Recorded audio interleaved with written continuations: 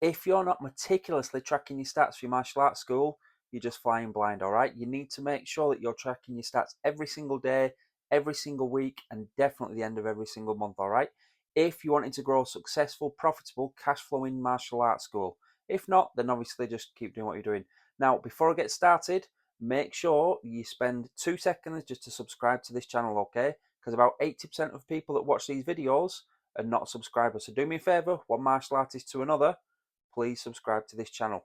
Now, before I get into the full nitty gritty of this video, make sure if you haven't already done so, you invest in a copy of my book, How to Build a Highly Profitable Martial Arts School, okay, by me, Dervish Dervish. So you need to make sure you get on Amazon straight after this video, How to Build a Highly Profitable Martial Arts School. Now, it's not for the £3.76 or whatever, chump change I get from Amazon. It's more to help you. So I'm assuming that if you're watching this video, especially if you're watching it so far, that you're serious about growing your martial arts school. First of all, well done. You're already setting yourself apart from others. Now, within this video, though, I'm going to talk briefly about stats. So if you've got a pen and paper, fantastic. Start to write things down, start to make notes, and again, start to implement things as soon as possible. One of the worst things you could do, one of the worst things I tell my mentees is try to wait. You're getting all your ducks in a row, or Zig Ziglar's famous saying, if you're waiting for all the traffic lights to turn green, you'll never get anywhere. As soon as you learn something, start to implement it. Simple as that, okay? That is how your operation, that is how your martial arts school is going to get better and more profitable without you hopefully burning out. And again, with having the students' best interest at heart. So, the stats that you should be tracking, again, I know I've mentioned this on lots of other videos. And if you're one of my mentees watching this, hopefully you're going to know most of the things I'm going to say now. So, number one, number of inquiries and number of leads that you get every single day. And then that'll obviously all these figures will build into the end of the week figures, all right? Now, if at the moment you're thinking what are leads and what are inquiries, it'll depend on the marketing that you've got going. Now, if you don't have any leads or any inquiries in a day, 2 days, 3 days, a week, I could pretty much guess the stats of your school. I'll probably guess your active count, probably guess your gross, and obviously whether it's still a hobby or whether it's a business of growing concern. All right, so you need to track your stats and your inquiries.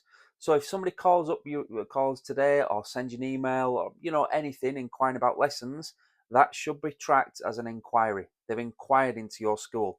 Now the next track that you want, or the next stat that you should track, is number of first lessons. So first lessons, and again I refer to this in my book, those are the intro lessons or the consultations, all right? That's the first time a student ever visits your school. So they're not members yet or anything like that. So they've inquired into your school. You've then hopefully followed one of your scripts to then get them booked in for a consultation as soon as possible, ideally within 24 to 48 hours of that initial call. All right, ideally, you don't want to be booking them out. We've got a free lesson a week on Saturday. None of that nonsense. So, number of inquiries slash leads, then number of first lessons, that means first lessons attended. So if you've booked an inquiry today, fantastic, and they're coming down for a first lesson, that doesn't class as a first lesson. It's actually on the day of your consultation. So again, in my martial arts school owners, mentees watching this, I strongly advise you to have an intro slot every single day that you run classes. All right, you don't just want to hold it on one particular day because again, you narrow in the number of students that you can enroll. Number two, then, when you've had your first lesson, so how many students are coming in for the first lesson, you're then going to book how many students, you're then going to look and assess and track how many students are coming down for a second lesson. So again, I'm going to go over it again. Number of leads slash inquiries, number of first lessons, number of second lessons. So if, for instance, now I always mention that Saturday should be pretty much your most profitable day, your bread and butter day.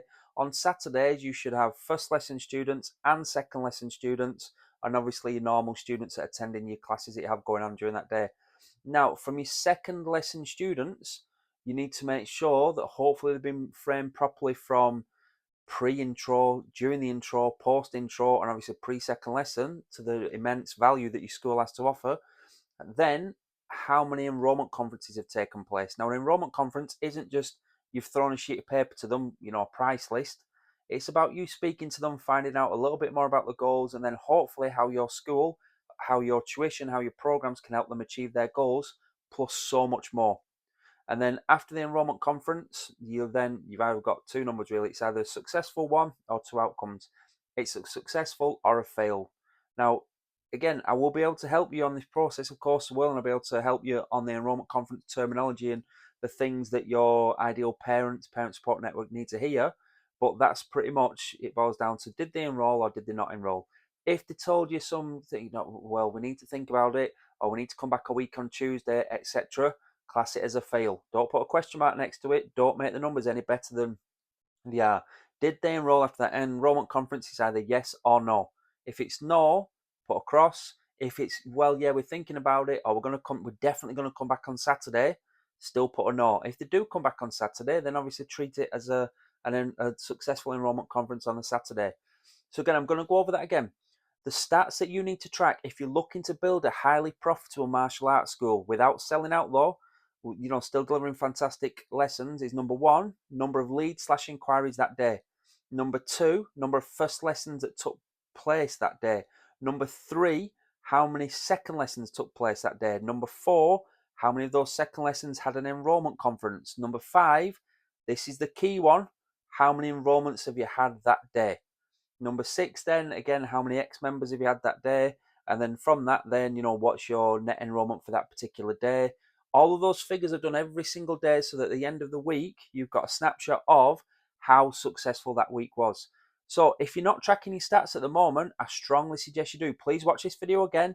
Make notes if you're not one of my mentees. If you are one of my mentees, you should know pretty much all of this because you know bang on about it all the time in our group calls. There's obviously different levels of statistics that we can track after that. We're then going to look at the percentages between each little step to see if those can tighten up. We're then going to look at the renewal process percentages and so on, okay? And then we're going to further subdivide leads into inquiries and see where they come from and what source and so on, and which is the most profitable. Anyway, I hope that provided you with some information. If you didn't subscribe earlier in the video, like I said, one martial artist to another, please do so. And while you've got time, get on Amazon, okay? I'll hold it up there for a few seconds. How to Build a Highly Profitable Martial Arts School by me, Dervish. I ran a successful school for over 20 years, okay? So invest in a copy of that book, learn the things that you shouldn't do, learn from the many mistakes that I made, and implement some of the many things that I obviously implemented to help create a fantastic school that provided me with a brilliant lifestyle. So yeah, if you're serious about, leveling up and you're wanting to grow your school and change it from whatever it is to something, that at the moment you'll find hard to visualize, then I can help you. All right, just get onto the website, dervish.com. That's me. Well, obviously not .com bit, but my name's Dervish. So have a look on the website, dervish.com. Anyway, thank you very much. Take care. Watch this video again, make notes and implement. I want you to improve your school, okay? Good luck, everybody. Take care.